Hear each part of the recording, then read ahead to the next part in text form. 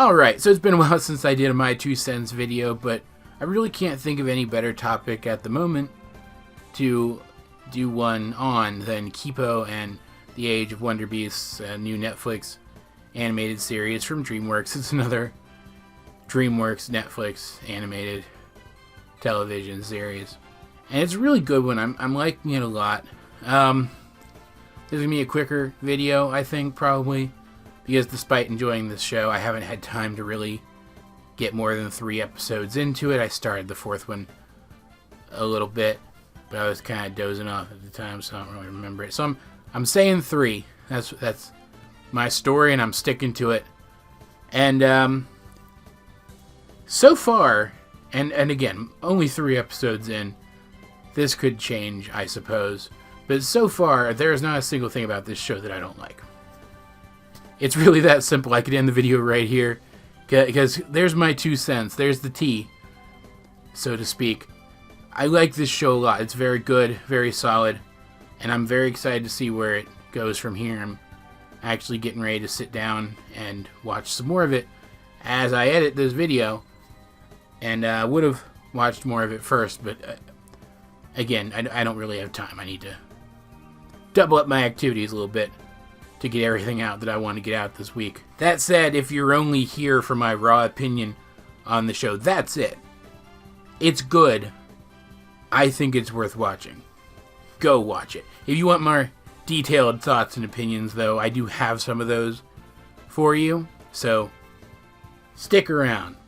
I don't know what I'm doing in this video. It's very unscripted, in case you couldn't tell, and I apologize for that profusely. Kipo and the Age of Wonderbeasts is, from what I understand, based on a comic, which, again, from what I understand, is actually made by the showrunner of the cartoon, or one of the showrunners of the cartoon, or something. As in, the creative mind behind the comic is actively working on the cartoon.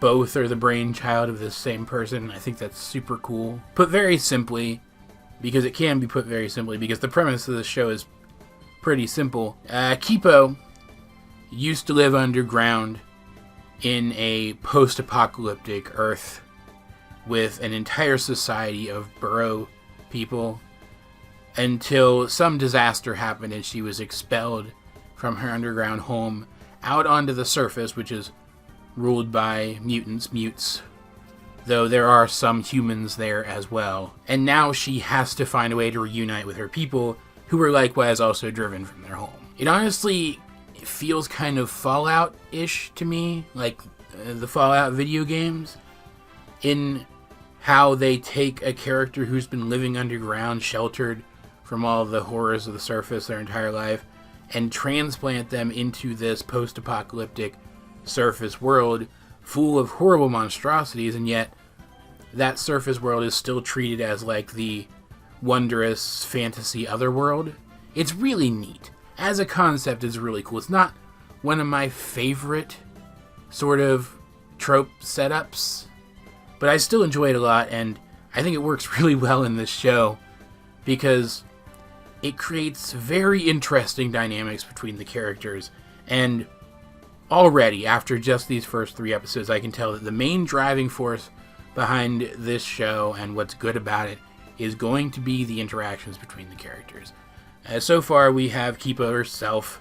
We have Wolf, who is objectively the best of them. She's like this cynical, feral child with a heart of gold, reminiscent of like Toph from Avatar. And then there's Benson and his friend Dave, who is a mute. And then they have a pet that kind of follows them around, a little mute pig that's pretty smart. He's pretty smart. She is pretty smart. I think it's a female. I'm not 100% sure on that, actually. Probably should have checked that before I made the video. But the pig's pretty smart. And so is sort of another character, but not really. It's mainly the other 4. And their interactions are just fantastic. Like, Benson and Dave, their personalities bleed into each other a little bit more than any other 2 characters so far, because they've known each other for a long time, and they're kind of silver-tongued conman types. So the way they deal with problems tends to be similar, but for the most part, every single character in this show and not just the main characters, but like side characters too, they all have really distinct personalities that play off of each other in very interesting ways, though, and I mean this in the best way possible, they're kind of predictable in their just general everyday interactions, but like in a good way, in a way which says these characters are very consistently written and portrayed to the point that in a given situation, once what the situation is going to entail becomes clear, I expect how these characters are going to interact with each other until the situation is past. And that's a very good thing. That's a testament to good writing. Like, I know I've said it a couple times already, but I feel like I need to reiterate it again. Reiterate it again right away. The characters are so distinct and consistently realized. It's glorious. And it really does stem from Kipo and the attitude that she has because of her upbringing, because she hasn't had to deal with the kind of stuff that people have to put up with on the surface. She's not jaded about the way that interactions on the surface can go, because Wolf and Benson and Dave, they're jaded in different ways, but they're all jaded about having to deal with other people, humans and Utes alike. Wolf is very harsh and cynical, whereas Benson and Dave, they try to use people before people can use them, and they can recognize still that Kipo is a good person and end up reciprocating that goodness, and that's how they become a little traveling party. But they are still jaded. They still, every time Kipo does something unexpected and it works out, they're surprised by it, and I'm very much looking forward to seeing that surprise sort of go away as the series moves on, as they become more accustomed to Kipo and her way of doing things, and more accepting of the fact that her way of doing things actually works. Not all the time, but it does work. And, like, I expect that the way that they're carrying themselves, the way that Kipo is carrying herself, particularly, at least at the point in the series that I'm up to, but the way that these characters are carrying themselves by the end of this, I mean, I'm assuming it's get more than one season, but at the end of this season, like, I'm expecting it to make a legitimate impact on their world and the quality of life in it. And I hope that's the case. I hope that's where this is going, because that just feels really cool to me. Like, times are rough right now, in case you hadn't noticed. And I think little reminders like that being a good person to people can make a difference in trying times, I think that's important. And I really appreciate it. But the character interactions and the characters themselves are far from the only thing that I enjoy about this show. The animation's good. The character designs are good. Like, I don't think it's, like, spectacular or anything. Like, I don't think either one of them is, like great or anything, but they're on par with any of the other really good ongoing cartoons. And the character designs in this are more distinct than, like, the kind of stuff you get from any given two Cartoon Network shows, for example, so that's a plus. What really impressed me, though, was how snappy the animation can get, like, during action scenes. Like, there haven't been a ton of action scenes yet. Like, there's one prolonged chase scene, but for the most part, we've just gotten a few sporadic, snappy, quick action scenes, and they've all impressed me in one way or another, to one degree or another.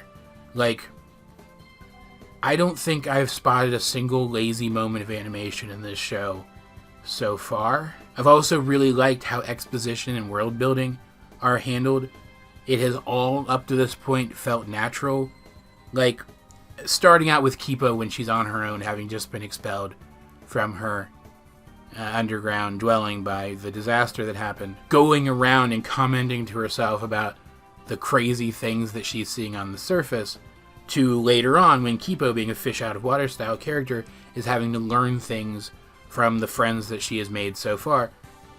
All the exposition in this show so far, it feels like it belongs there, and we get just enough of it to, along with the visual stuff happening around the characters, form a really complete picture of how, at the very least, the part of the world they're in right now operates, which contributes to the overall world building of this entire environment. It comes very naturally. It feels very natural.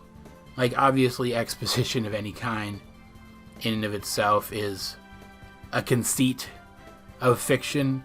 People don't actually tend to sit around and explain their world in detail to each other in the real world, because people just aren't put in that kind of situation in the real world.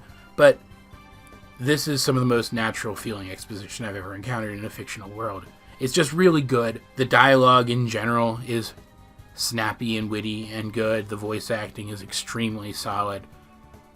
And I absolutely adore the soundtrack of this show too. Like, every time something fast-paced or action-y starts to happen, some fantastic musical track comes in. Like, to the point that it's even part of Benson's character that he carries around an old Walkman with him so he can play cool music when cool stuff is happening around him. It's very neat.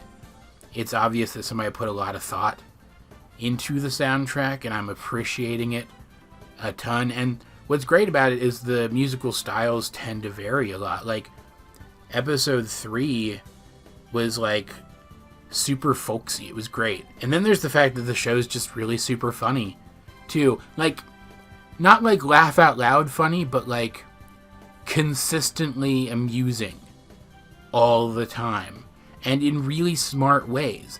Like, they use like really good sight gags. Like, how often do you see a cartoon that's otherwise pretty serious utilize sight gags for humor that don't actually like delegitimize the action that's happening in the moment? That takes real talent to execute, and this show executes it very well. The humor can be a little dark humory sometimes, but it never feels inappropriate. Like, looking at this from the perspective of this being a cartoon that children are going to watch, I don't see anything problematic in this. Like, there's some stuff that, if the animation were a little different, or if you think about it too much, would be a little, I don't know, gross or disturbing, but on the surface, it's fine. I could see kids watching this and really liking it and not being bothered by it at all. Even the stuff that's like scary in context isn't really like scary to us, the audience. At least as far as I can tell. Like, kid brains are weird, so your mileage may vary. But I think this show is perfectly appropriate for children. And I think a lot of kids would get a lot out of it. Even if there is some stuff here that I think only older kids or adults would really pick up on why it's the way it is, or why specifically it's funny. I don't know. Again, I like this show a lot. I think it has a ton of potential, and I'm looking forward to exploring that potential more. And I hope that I've sold you on the show, because I'm not seeing a ton of people talk about this show. Like, I'm preaching to the choir here, because I say that about every Netflix show that I talk about, but I'm not seeing a lot of people talk about this show, and I like to see more people talking about this show. So if we can get more people watching it, and those people start talking about it, I think that would be a real win. So let's do that. In fact, let's get talking about it right now. Guys, if you have seen Kipo and the Age of Wonderbeasts, what did you think of it? Let's get a discussion going in the comment section down below, or over in the general section on my Discord. If it really takes off, if discussion on the show really takes off, we'll set up a channel for it, but let's use general for now. But yeah, this is AJ22. This has been my 2 cents on this topic, and I will talk to you guys later.